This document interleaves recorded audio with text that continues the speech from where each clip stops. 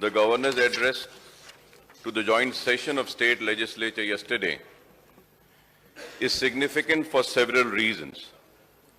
In the year 2022, we missed the Governor's address for reasons known to one and all. Let bygone be bygones. It is a good beginning in the relationship between the two top constitutional functionaries in the state. However, Honorable Speaker, sir, compared to her previous address to the state legislature on 15th March 2021, which consisted of 42 pages, her latest address is down to only 21 pages. I am sure in the last 2 years the Telangana has achieved significant progress, but this has not been truly reflected in the current address of the Honorable Governor, which has been quite brief on both fact and figures, I would say. Moreover, this address is notable not for what it says, but for what it is missing or omitted, I would say. The Governor's address, which reflects the view of the state government, is silent on the stepmotherly treatment being meted out to the Telangana state by the BJP government at the center. This has not been mentioned, sir. So there was not even a murmur of protest against the deliberate targeting of an injustice done to the Telangana by the BJP regime. I am so saddened to say, sir, before me, two speakers have spoken, but none of them have spoken.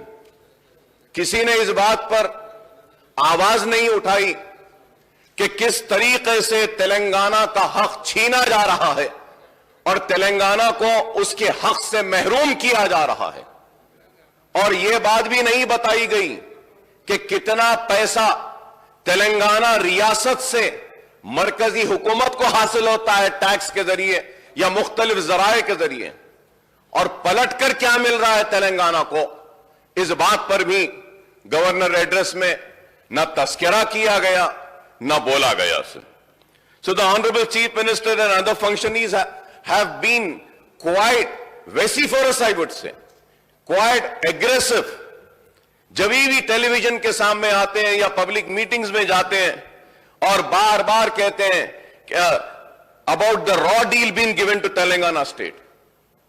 Ever since its formation in June 2014, coincidentally, the BJP regained power at the just before Telangana's formation.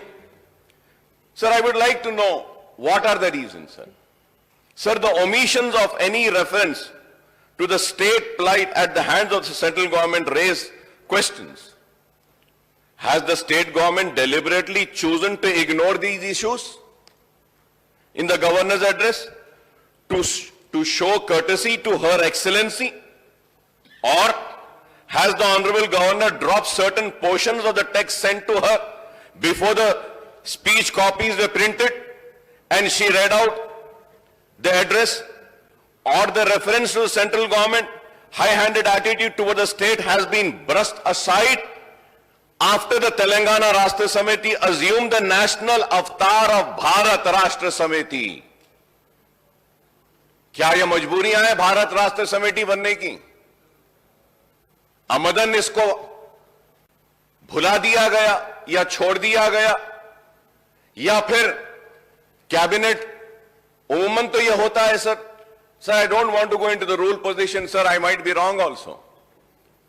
एक assembly session को prorogue करना पड़ता है, आप उसको खत्म करना पड़ता है, उसके बाद नोटिफिकेशन देना पड़ता है, फिर बजट का सेशन आना पड़ता है, 8 दिन का गैप होता है, ये तो कंटिन्यूएशन में है. Sir, I really don't know what is the sanctity of this governor's address, sir. I really do not know. What is the real sanctity of this? कि बस देना था, खैर अच्छा हुआ गवर्नर साहिबा आई यहां पर. Sir, the governor's address finalized and approved by the state cabinet is a document which lists out the performance of the state government in the outgoing year and the policies and programs to be taken up in the ensuing year. Looked at From this point of view, the governor's address lacked power and punch, since dismisses most of the achievement of government in a paragraph or two. You can feel the difference if you compare the text of the governor's address in 21 and now. Sir, और ये भी शायद अगर मैं गलत ना हूं तो आई मे बी करेक्टेड कि गवर्नर्स एड्रेस को कैबिनेट अप्रूव करता है और उसके बाद गवर्नर साहिबा के पास या गवर्नर के पास जाता है।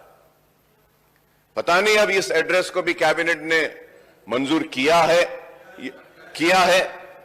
ठीक है, किया है तो अच्छा है सर जब कैबिनेट ने इसको मंजूर किया है, मैं चाहता था कि आप लोगों की तरफ से आवाज आए, शुक्रिया आपका कि किया है आपने कहा, तो क्या कैबिनेट में भी इस बात का जिक्र तस्करा नहीं होता कि तेलंगाना के साथ कितनी नाइंसाफी हो रही है?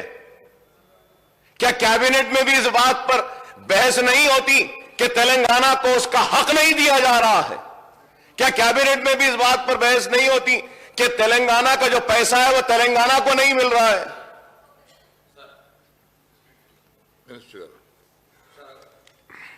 సార్ అధ్యక్ష, అక్బర్ గారు క్యాబినెట్లో మీరేం ఇది మాట్లాడలేదు అది మాట్లాడలేదు అని చెప్పి మాట్లాడడం కరెక్ట్ కాదు, సభను మిస్లీడ్ చేస్తున్నారు వారు. క్యాబినెట్లో మేము ఏం మాట్లాడినామో వారికి చెప్పాల్సిన అవసరం లేదు అధ్యక్ష. మేము సమయం సందర్భం వచ్చినప్పుడు ప్రజలకు ఎప్పుడు ఏం చెప్పాలో మేము చెప్పుకుంటాం అధ్యక్ష. వారు క్యాబినెట్లో మాట్లాడడం గురించి మాట్లాడడం అసందర్భం, సభను మిస్లీడ్ చేస్తున్నారు అధ్యక్ష. దయచేసి వారికి మీరు సూచన చేయాలని కోరుతా ఉన్నాను. ऑनरेबल स्पीकर सर, मैं लेजिस्लेटिव अफेयर्स मिनिस्टर साहब को समझाना चाहता हूं, बोलना यह चाहता हूं, मैं आपकी कैबिनेट पे तनकीद नहीं कर रहा हूं, मैं सिर्फ यह जानना चाह रहा हूं कि जो नोट गवर्नर साहिबा ने इस ऐवान में पढ़ा है, तो क्या यही नोट आपने भेजा है? बस यही जानना चाहता हूं, यही जानना चाहता हूं. आप रिकॉर्ड में आके बोल दीजिए हाँ यही भेजे थे. बोलिए.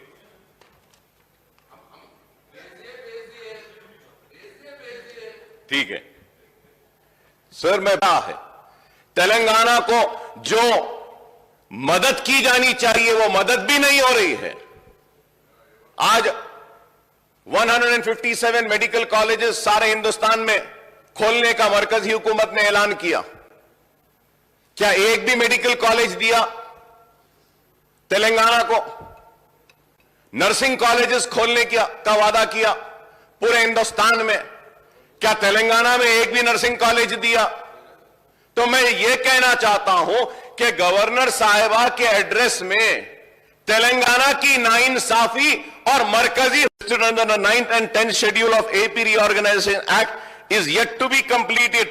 More than 8 years after the formation of Telangana state, the two Telugu states are at loggerheads and have taken the issue to the court. This has also not been mentioned.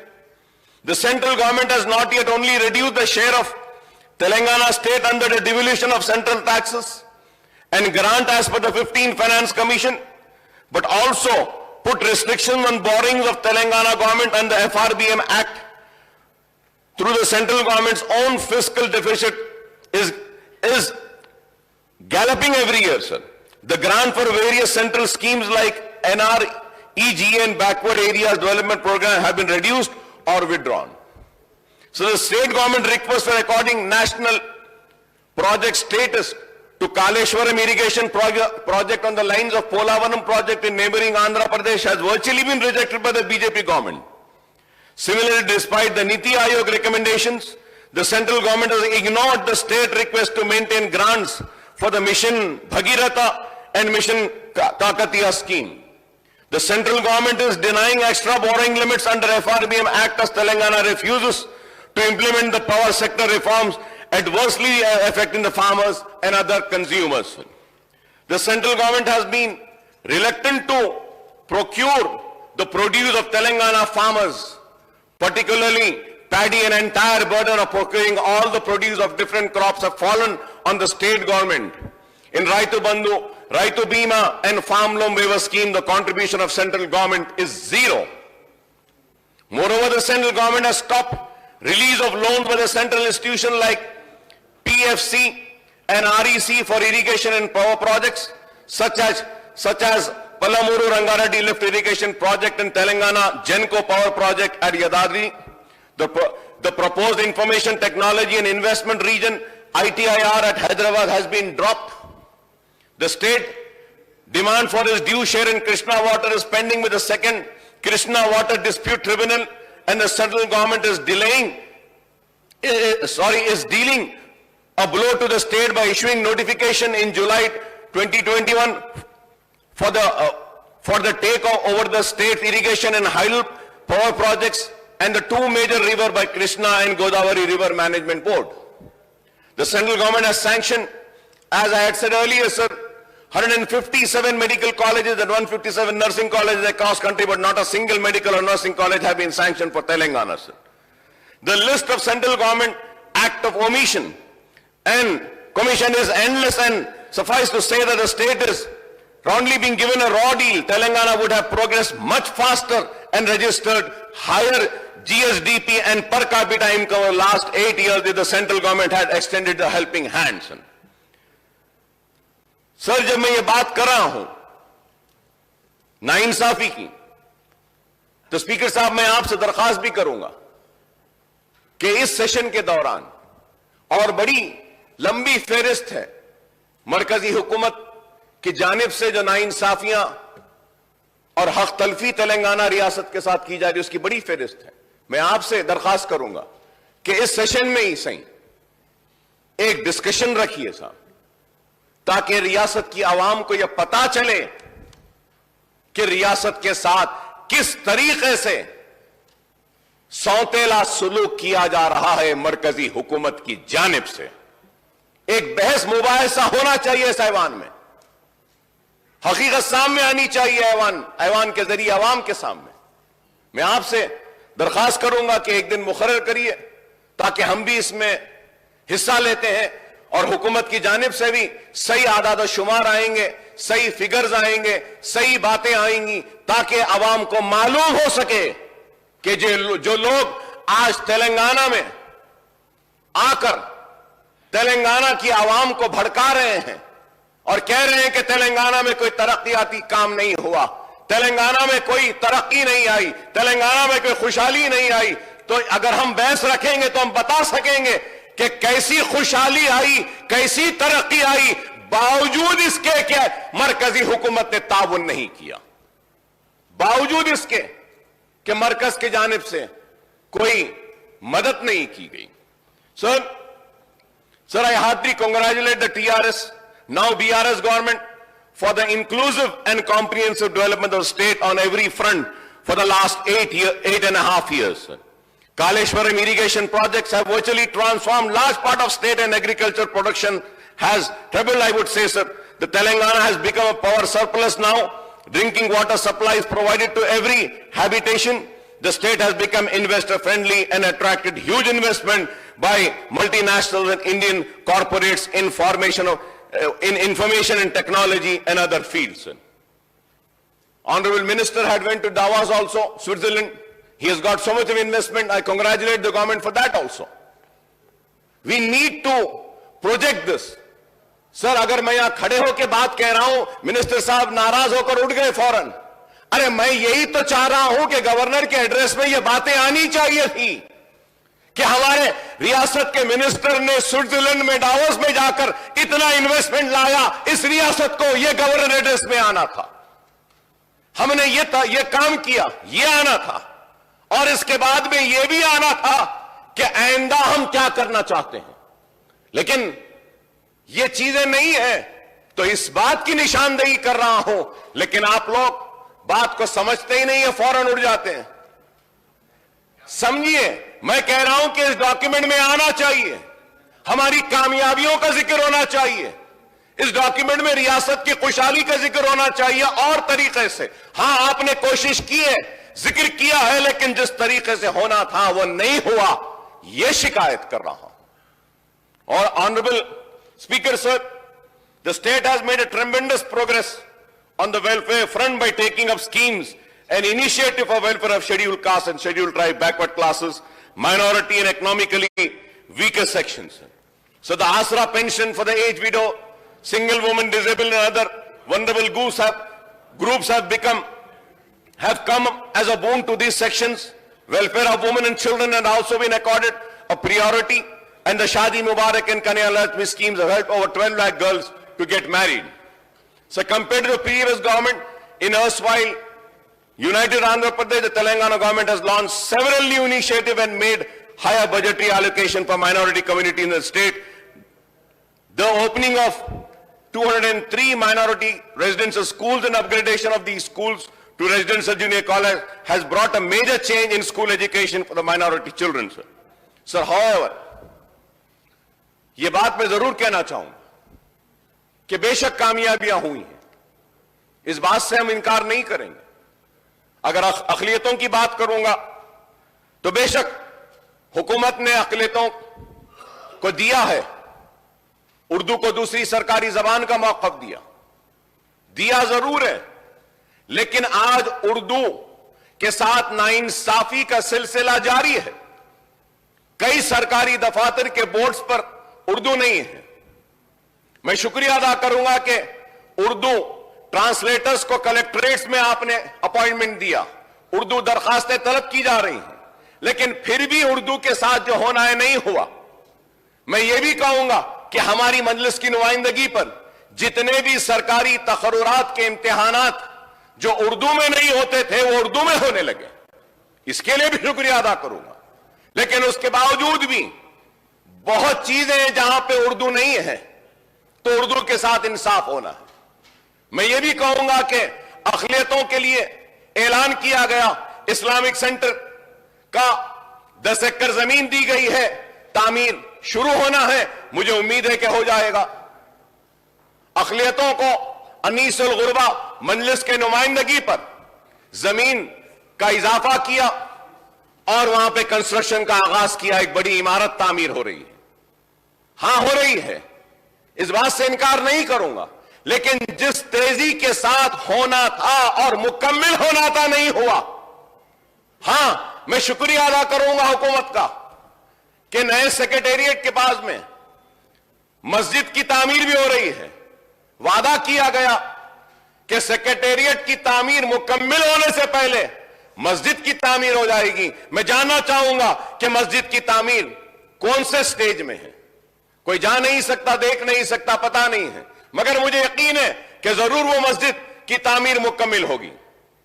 मैं सिर्फ बता रहा हूं, ऐसा नहीं है कि मैं यहां खड़े रह के आप पे तनकीद कर रहा हूं, नहीं, आपने जो किया है उस पर तारीफ भी कर रहा हूं, शुक्रिया भी अदा कर रहा हूं, और जो नहीं हुआ वो बताकर आपके जरिए उन मसाइल को हल भी करवाना चाहता हूं।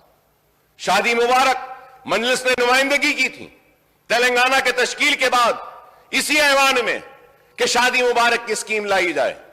आई शादी मुबारक की, कई गरीबों का फायदा हो रहा है, इस बात से हम इनकार नहीं करेंगे। लास्ट असेंबली सेशन में हमने चीफ मिनिस्टर साहब से मुतालबा किया था कि चीफ मिनिस्टर साहब फ्रूट मार्केट के ताल्लुक से, तो आज वो फ्रूट मार्केट के लिए जमीन दी गई, वहां पे काम हो रहा है, और इसके लिए भी मैं हुकूमत का शुक्रिया अदा करूंगा, एग्रीकल्चर मिनिस्टर साहब का शुक्रिया अदा करूंगा कि फ्रूट मार्केट वक्फ बोर्ड की एक जमीन पर दी गई। हम ये नहीं कह रहे कि नहीं हुआ। अफजलगंज की मस्जिद के लिए हमने मुतालबा किया था, उसके लिए मंजूरी दी गई, पैसा दिया, चेक दिया गया, लेकिन फाइनेंस डिपार्टमेंट में चेक को रोक दिया, उसको रिलीज करवा दीजिए।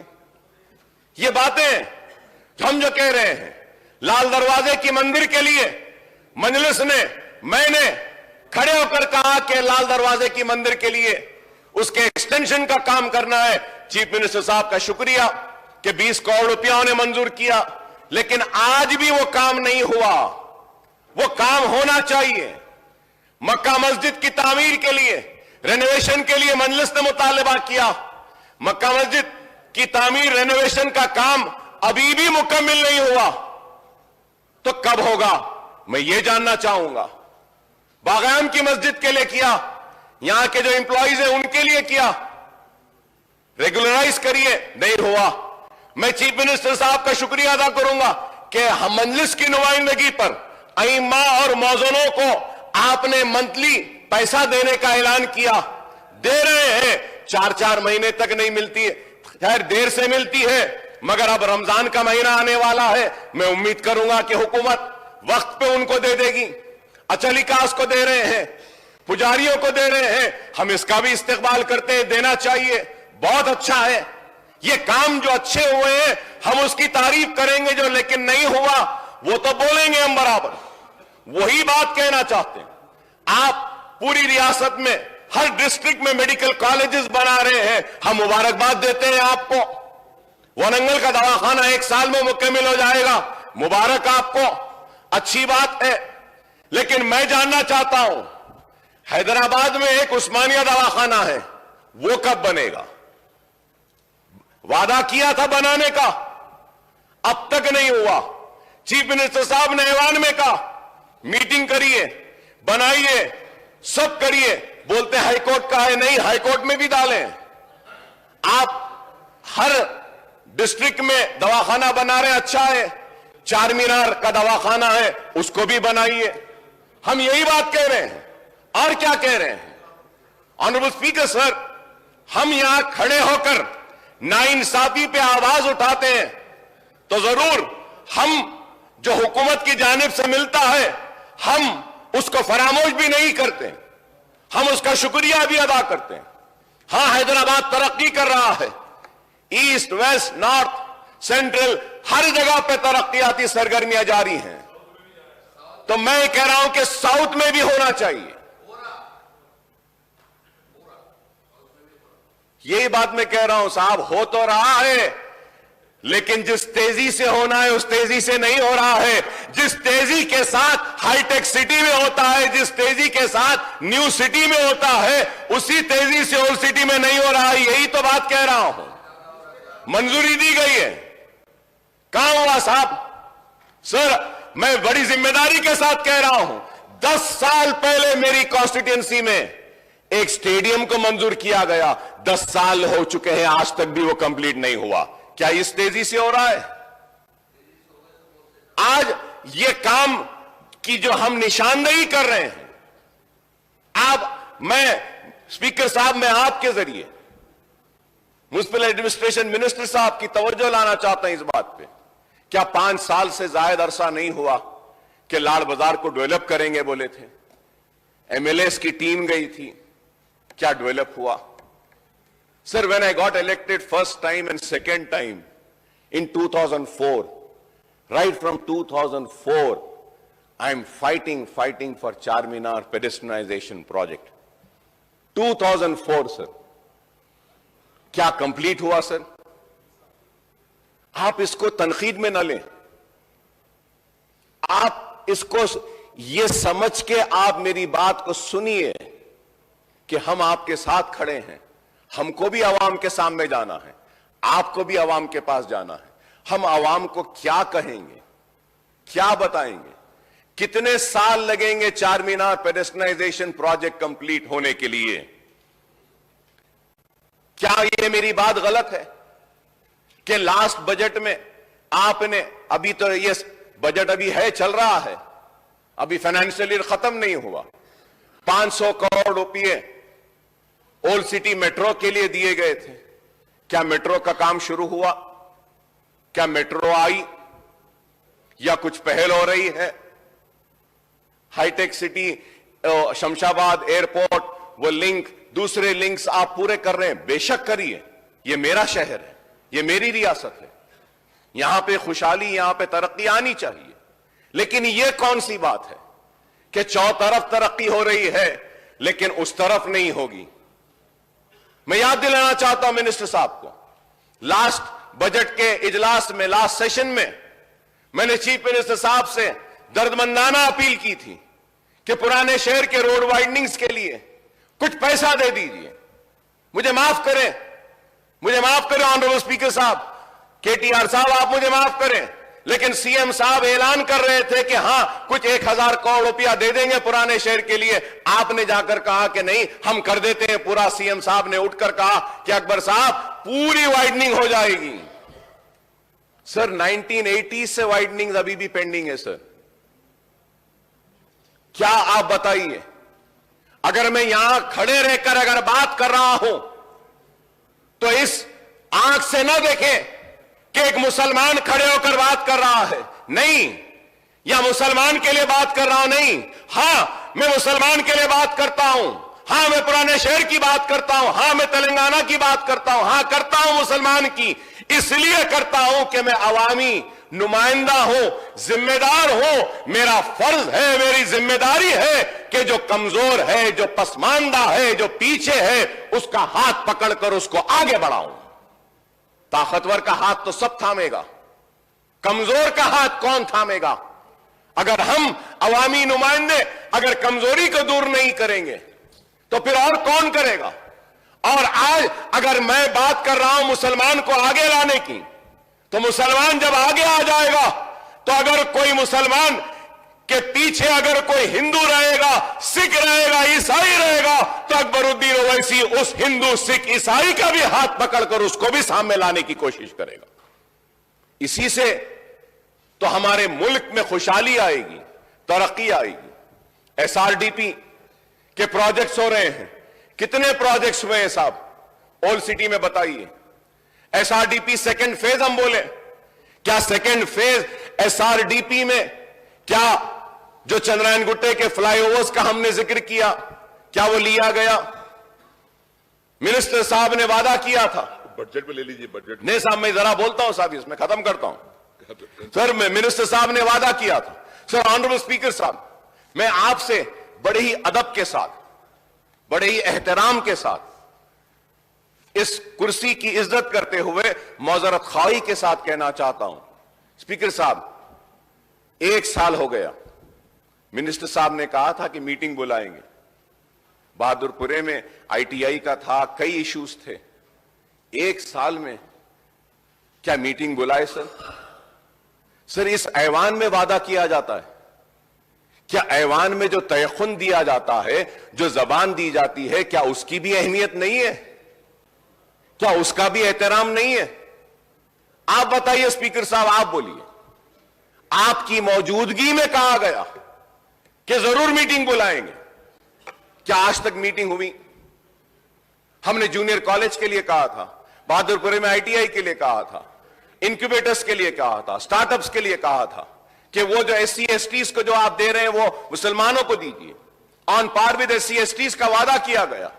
On par with SC STs क्या हुआ? क्या रिव्यू हुआ?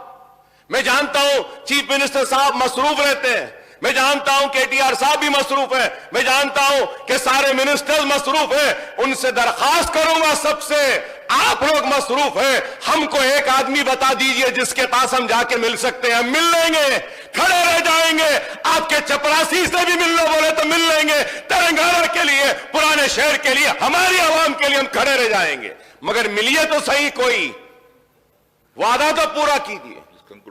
सर, नए स्पीकर साहब बोलने दीजिए मुझे। सर, मैं बजट पे बोलेंगे साहब, इस पे भी बोलना है, बजट पे भी बोलेंगे। बजट में आने का इश्यू है ना, हर वक्त यही बोले साहब, सेशन बढ़ा देंगे, विंटर सेशन आ जाएगा, 15 दिन कर देंगे। कितने हुए साहब?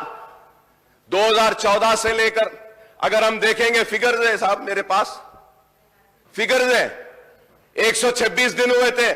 अब ये 5 साल, 4.5 साल में सिर्फ 64 डेज ही बैठे हम। टीवी के डिबेट्स में ज्यादा बैठते हैं, असेंबली में कम बैठते हैं लोग। अहमियत आज टीवी की हो गई, इस हाउस की नहीं रही। बोलने दीजिए साहब। पहले अब आप लोग तय कर दिए 12 को खत्म, 25 साल होने आ रहे हैं साहब, कभी बजट सेशन इतना जल्दी तेजी के साथ खत्म होता हुआ नहीं देखे। लेटर भेजा मैं बीएससी में, इस वास्ते नहीं आए हैं जियो, आपके चीफ मिनिस्टर साहब भी नहीं आए, लीडर ऑफ द हाउस भी नहीं आए, नहीं आए तो फिर हम नहीं आए हम नहीं आए तो क्या? हां, तो क्या? देखिए, मैं तसादुम करना नहीं चाहता, मैं तसादुम करना नहीं चाहता, तो बोलना नहीं है। या तो आइए माइक पे आके बोलिए, बोलने दीजिए हमको। Please conclude. वही तो बोल रहा हूं मैं, तो आप माइक नहीं लेते, आप वैसे ही बोलते हैं। आप माइक लेकर बोलिए ना, अकबर साहब बोलिए आप। Please conclude. इतना गुस्सा आप लोग को, इतनी नाराजगी कि फिर क्यों भाई? बोलने दीजिए ना, बोलने दीजिए। शिकायत क्या है साहब, शिकायत क्या है बताइए। స్పీకర్ సార్ స్పీకర్ సార్ సభ అన్నప్పుడు కొన్ని మర్యాదలు కొన్ని పద్ధతులు ఉంటాయి సార్. ఇప్పుడు వాళ్ళ సభ్యులు ఉన్నది మొత్తం 7, మాకున్నది 105 మంది. మరి 7 ఉన్న వాళ్ళకు మీరు గంట టైం ఇస్తే గంటల పాటు ఆయన గవర్నర్ ప్రసంగం మీద కాకుండా బడ్జెట్ మీద మున్సిపల్ పద్దు మీద మాట్లాడినట్టు మాట్లాడితే దానికి మేము అభ్యంతరం పెడతా అంటే కూడా ఆయనకు ఆవేశం ఎందుకు సార్? రెండోది సార్, వారు మాట్లాడుతున్నారు మీరు బీఏసీ ఈ నిర్ణయం తీసుకున్నారు ఆ నిర్ణయం తీసుకున్నారని మాట్లాడతారు. ఆయన బీఏసీకే రాడు. వచ్చి ఏమైనా వాదించినా వచ్చి చెప్పినా విజ్ఞప్తి చేసినా మీరు వింటారు. శాసనసభ వ్యవహారాల మంత్రి ఉన్నారు, అక్కడ రారు. అక్కడికి రాకపోగా పైపెచ్చి ఈ టర్మ్లో అసలు అసెంబ్లీయే జరగలేదన్నట్టు మాట్లాడుతున్నారు. ఆయన మర్చిపోతున్నాడు ఈ టర్మ్లో 2 సంవత్సరాలు కోవిడ్కి పోయింది, అది మర్చిపోతున్నాడు కన్వీనియంట్గా. అంటే అధ్యక్ష మాట్లాడేటప్పుడు ఆవేశంగా గొంతు పెంచి గొంతు చించుకుంటే దానివల్ల ఏం రాదు అధ్యక్ష. చెప్పాలనుకున్న పాయింట్ చాలా క్లుప్తంగా పద్ధతిగా మర్యాదగా కూడా చెప్పొచ్చు. గొంతులు చించుకున్నంత మాత్రాన చాలా గొప్ప వాళ్ళం అని ఆయన అనుకుంటే నేను చేయగలిగేది ఏం లేదు. కానీ ఒకటి మాత్రం వాస్తవం, the speech that you're making today is in response to the governor's address. I think you've been given ample opportunity for the number of legislators you have. You've been given ample opportunity. మరి మీరు వాళ్ళకి 7 ఉన్న వాళ్ళకి ఇంత time ఇస్తే మేము 105 మంది ఉన్న అధ్యక్ష మాకెంత టైం ఇవ్వాలి అధ్యక్ష? మీరు మా వాళ్ళు ఇద్దరే మాట్లాడారు, గంట మాట్లాడారు. ఆయన 7 ఉన్న ఆయన గంట మాట్లాడతాడు. ఇది ఎక్కడ పద్ధతి అధ్యక్ష? మీరు సమయ పాలన కూడా మీరు చెప్పాలా? మళ్ళీ గవర్నమెంట్ హ్యాస్ టు రిప్లై. ఆయన సభానాయకుడు రాలేదని మాట్లాడతారు అధ్యక్ష. సభానాయకుడికి ఆయనకి ఏం పోలిక అధ్యక్ష? నాకు అర్థం కాదు. సభానాయకుడి స్థానంలో మా గవర్నమెంట్ తరఫున శాసనసభ వ్యవహారాల మంత్రి వచ్చినారు, ఫైనాన్స్ మినిస్టర్ వచ్చినారు, మా స్పోర్ట్స్ మినిస్టర్ వచ్చినారు, 4 మంత్రులు ఉన్నారు నిన్న బీఎస్సీ మీటింగ్ లో. ఆయన రాకపోగా లీడర్ ఆఫ్ ఆపోజిషన్ గా ఆయన బాధ్యత నెరవేర్చకపోగా పైపెచ్చి ఇంకేదో మళ్ళీ మీదికి నిందాపూర్వకంగా మాట్లాడడం మంచిది కాదు. मैं अकबर साहब से भी रिक्वेस्ट करता हूं, आप आज गवर्नर स्पीच पे आपकी सजेशन, आपके इनपुट, आपके जो भी कमेंट्स है आप दे रहे हो, उस बात पे गवर्नमेंट जरूर रिप्लाई करेगी. But to make sweeping remarks saying the government is not functioning, ministers are not available, ఇది మంచిది కాదు అధ్యక్ష, మంచి ధోరణి కాదు. ఇప్పటికైనా వారిని సవరించుకోమనండి. మీరు కూడా సమయపాలన పాటించాలి అధ్యక్ష. ఎందుకంటే మరి మాకు కూడా అవకాశాలు రావాలి, మేము కూడా మాట్లాడాలి, మంత్రులు సమాధానం చెప్పాలా, ఇక్కడ చెప్పి మేము కౌన్సిల్కి పోవాలా. కాబట్టి ఇది కరెక్ట్ వ్యవహారం అయితే కాదు. వారిని కూడా దయచేసి సమయపాలన పాటించే విధంగా తమరు చర్య తీసుకోవాలంటూ కోరుతా ఉన్నాను అధ్యక్ష. Please conclude, sir. Honorable Speaker, sir. Sir, Honorable Minister Saab is a very learned man. He is also a senior man, very qualified, well educated. I just want to tell one thing is that I am not a newcomer in this house. And it is not for the first time that I am speaking here. I have spoken in Andhra Pradesh Legislative Assembly several times on vote of thanks for the governor's address also. And it is not that the first time or in this Telangana state being in number 7 or with 7 numbers we are being given or allotted 1 hour or 40 minutes. No, sir. You can go and check the records. Always in Andhra Pradesh Legislative Assembly also, the MIM party has been allotted good number of times and opportunity and longer time to speak. It is not the first time. आप 107 हैं, जरूर आप लीजिए, 2 दिन बात करिए, एतराज नहीं है इस बात पर. एतराज इस बात पे है कि टॉलरेंस लेवल किसका कितना है. आपका टॉलरेंस लेवल ही कम होते जा रहा है, टॉलरेट ही नहीं करना चाह रहे. हाँ, अगर अकबर ओवैसी यहां खड़े रहकर 1 घंटा तारीफ करेगा तो और 1 घंटा बोलेंगे. देखिए, अरे देखिए, healthy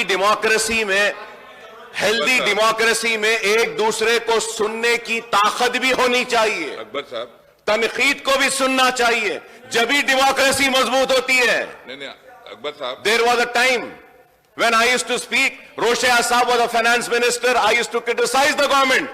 He used to get up from his chair and come and tell me, Mr. Owaisi, you have spoken well. Very good young man, he used to say. I have seen so many chief ministers. Please conclude. और मैं यहाँ खड़े रह के बोल, आपने कहा कि अकबर साहब बीएससी में नहीं है. Sir, Honorable Speaker, sir, मैं नहीं, I'm not yielding, sir. Let me complete, sir. Let me complete. I'm not yielding, sir. Let me complete.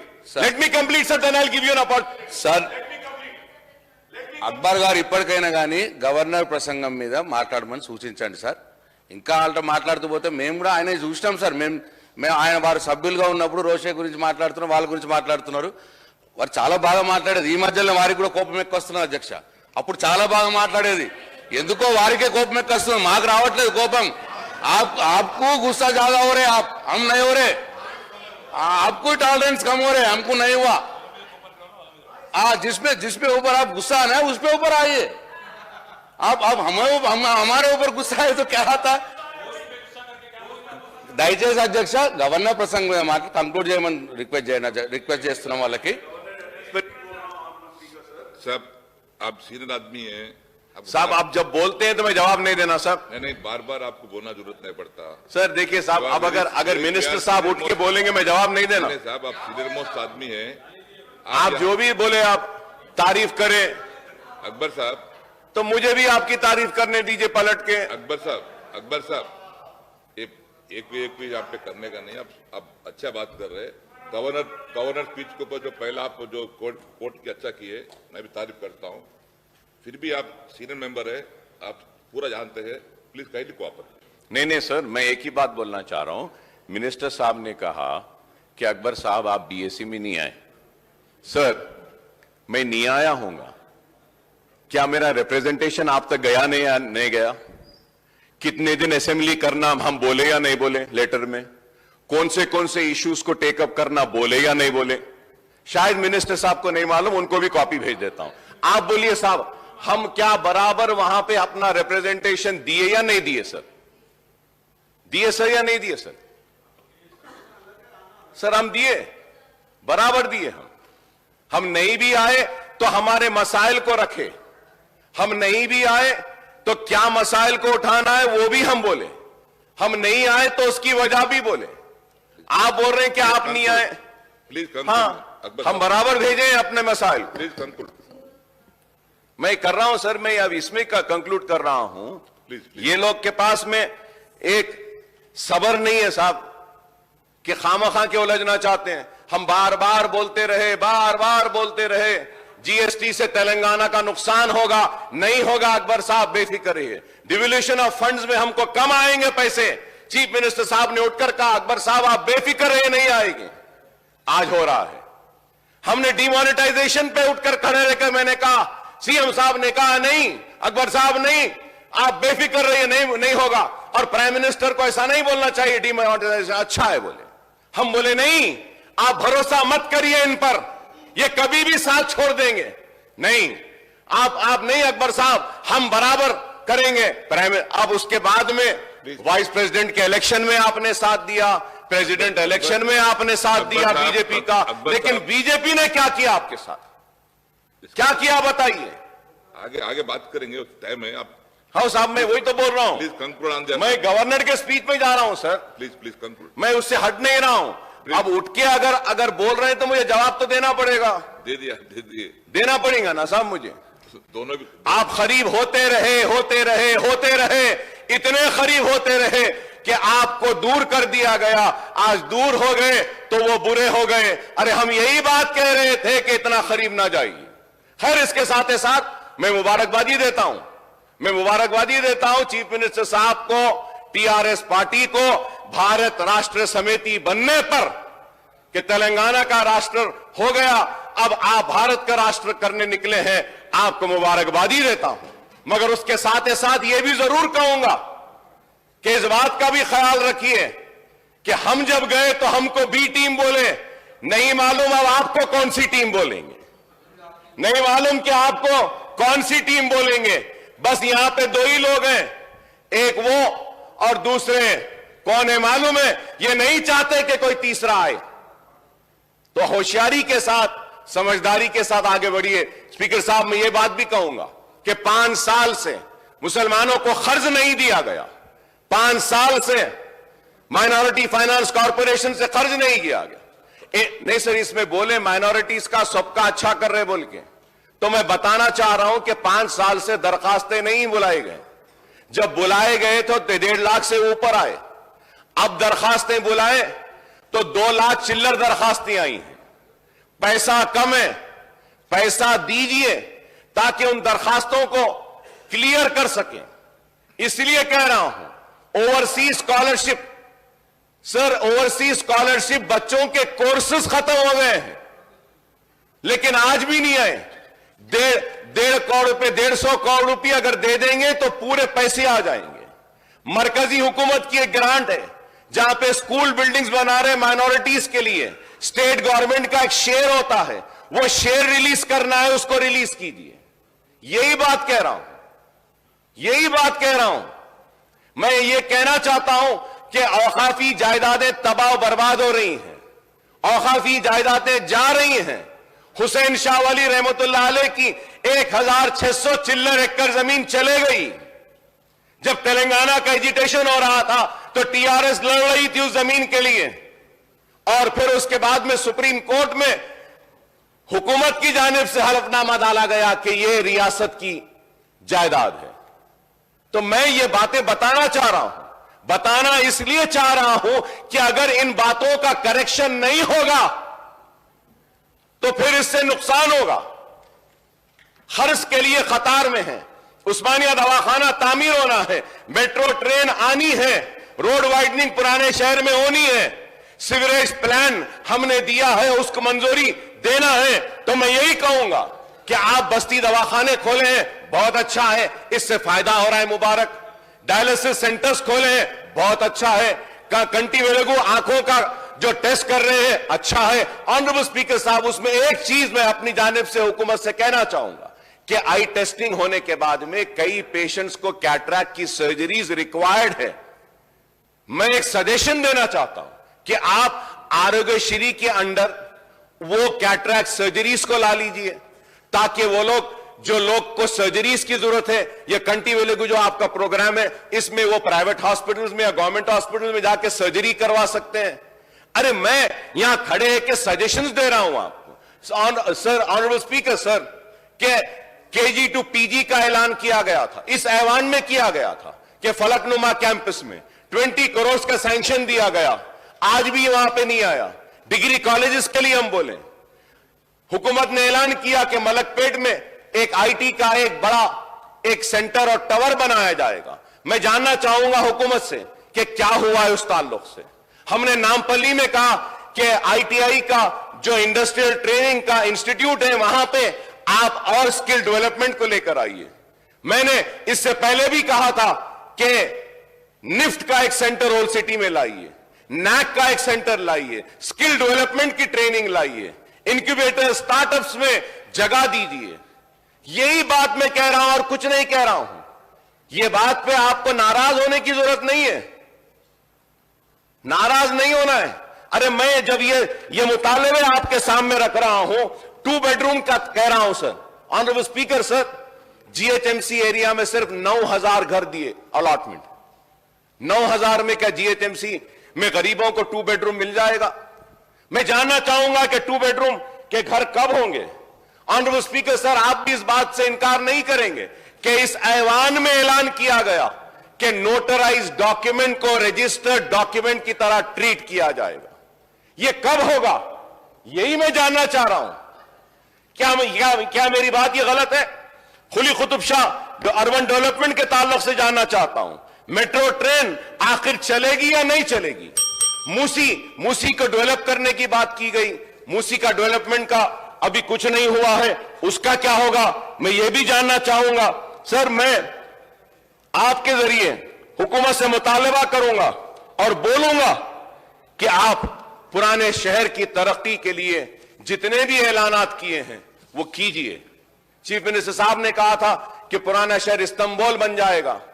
Sir, Istanbul नहीं, बस जैसा भी अच्छा बना दीजिए, हम आपके शुक्रगुजार रहेंगे। उस्मानिया दवाखाना बना दीजिए, हम आपके शुक्रगुजार रहेंगे। फ्रूट मार्केट वालों को, एग्रीकल्चर मिनिस्टर साहब से आपके जरिए कहूंगा कि उनके जो भी मसाइल है उसको कर दीजिए।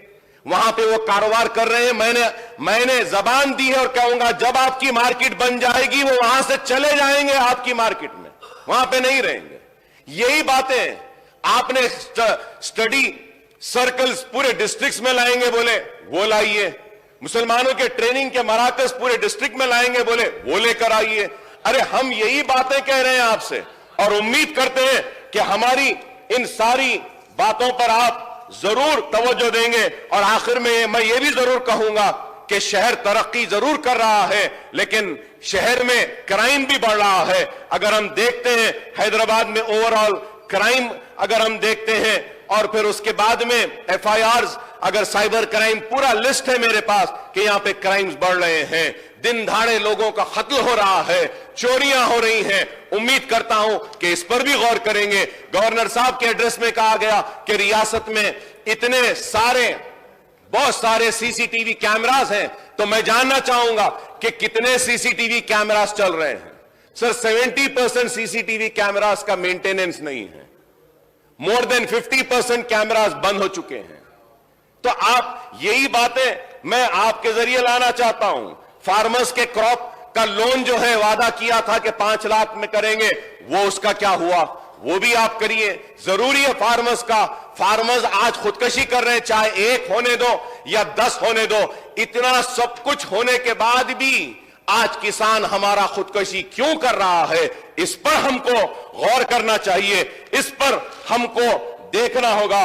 दलित बंधु आपने आगाज किया, इसके लिए मुबारकबादी देता हूं। 11,000 दलितों को इससे फायदा हुआ है, आपने दिया है। लेकिन मैं कहूंगा कि इंक्लूसिव की बात गवर्नर एड्रेस में की गई है कि यह हुकूमत सबको लेकर चलती है। तो मैं जानना चाहूंगा कि चीफ मिनिस्टर साहब ने ऐवान में कहा था कि दलित बंधु की तरह BC बंधु भी होगा, माइनॉरिटी बंधु भी होगा, तो क्या वो होगा, क्या आप देंगे या नहीं? गवर्नर एड्रेस में हमारा पर कैपिटा इनकम के बारे में की, GSDP की बात की, सबकी बात की। मैं चाहूंगा कि जब जवाब दे तो पर कैपिटा डेप्थ कितना है, हमारा पर कैपिटा डेप्थ कितना है?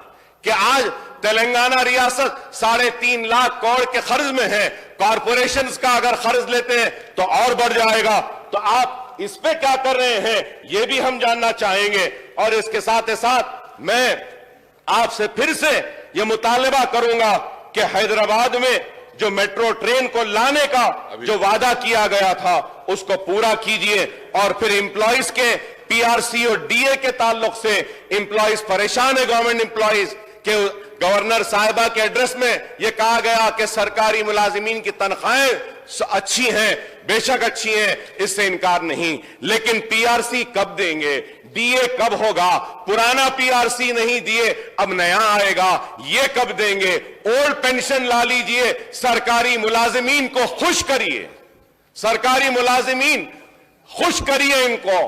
काफी उनकी शिकायतें हैं, उम्मीद करूंगा कि आप इस पर भी देखेंगे। पुराने शहर की तरक्की के बारे में हमने बार बार कहा है, तो मैं फिर से स्पीकर साहब आपके जरिए इन बातों को दोहराना चाहता हूं कि फिर से कह रहा हूं कि कर्जों की इजराई कीजिए, स्विंग मशीन्स दीजिए, जो लोग कारोबार करना चाहते हैं उनको कर्ज दीजिए। आप जितना पैसा दिए इससे नहीं होगा।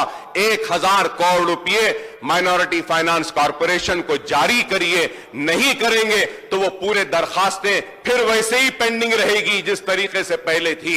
अनीसुल गुरबा का काम खत्म करिए, इस्लामिक सेंटर का तामीर का आगाज करिए, उर्दू के साथ इंसाफ कीजिए, उस्मानिया दवाखाने की तामीर करिए, औकाफी जायदादों का तहफ्फुज करिए, पुराने शहर की तरक्की कीजिए।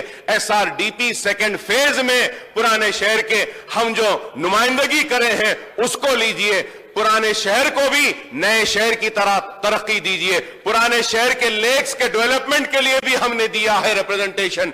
हमारे पास भी सुरम चेरू है, गुरम चेरू है, कई तालाबें हैं, मिरालम तालाब भी है, इसके डेवलपमेंट के लिए हमने प्रपोजल दिया है, इसको भी लीजिए। हमने मिरालम मंडी की बात की है, उसको भी लीजिए। चौक के मुर्गी का लिया है, उसको भी लीजिए। बहुत काम आपने किया है, बहुत काम आपने किया है और ये काम बाकी है। उम्मीद करते हैं कि आप इन तमाम मसाइल पर तवज्जो देंगे। और आखिर में स्पीकर साहब आपसे फिर से ये कहना चाहता हूं कि लास्ट बजट सेशन में मीटिंग बुलाने का वादा किए, 1 साल हो गया, कम से कम अब बुला लीजिए, इस सेशन में बुला लीजिए। बैठ जाते हैं और फिर से कहूंगा कि इतना गुस्सा, इतनी जल्दी तेजी से उड़ जाना, ये आपको जेब नहीं देता। अरे आपको बहुत बड़ा मुकाम मिला है, काबिल हैं आप, आगे बढ़िए। हम चाहते हैं कि आप आगे बढ़ें, और आप आगे बढ़ेंगे तो हम आपके पीछे खड़े रहेंगे, लेकिन एहतियात से जाइए, सब्र के साथ जाइए, साबित कदमी के साथ जाइए। ऐसा नहीं कि तेज दौड़ते हैं और आगे बढ़ के गिर जाते हैं, नहीं। मैं जानता हूं आपकी नौजवानी की उम्र है, उम्र में बहुत मेरे से छोटे हैं, तो शायद है आपको किसी जमाने में हमारा भी मिजाज ऐसी था, लेकिन आज कुछ अलग है। चलने दीजिए, लेकिन जरूर कहूंगा कि हम को आज इस रियासत को आगे बढ़ाना है। और आखिर में कहूंगा कि मरकजी हुकूमत की जानिब से तेलंगाना के साथ जो नाइंसाफियां हुई है, इस पे बहस होनी चाहिए और हुकूमत को खुलकर बयान करना चाहिए, बताना चाहिए कि मरकजी हुकूमत तेलंगाना के साथ किस तरीके से हमारी नाइंसाफी कर रही है। और ये जो मोशन लाया गया है, मैं अपनी जानिब से इस मोशन की तायीद करते हुए एक बात जरूर कहूंगा कि 12% तहफुजात देने का वादा करे थे। आप एसटीज को दे रहे हैं रिजर्वेशन, दीजिए, हम खैर मुकदम करते हैं। मुसलमानों के 12% तहफुजात आपके मैनिफेस्टो में था, आपने ऐलान किया, वो 12% दीजिए, जरूरी है। और बीसी कॉरपोरेशन के जरिए भी बीसीई में मुसलमान हैं, उसको भी करिए। और ये मोशन जो मूव किया गया है, मैं इसकी तायीद करता हूं, और आपने जो मुझे मौका दिया इसके लिए मैं आपका शुक्रिया अदा करता हूं।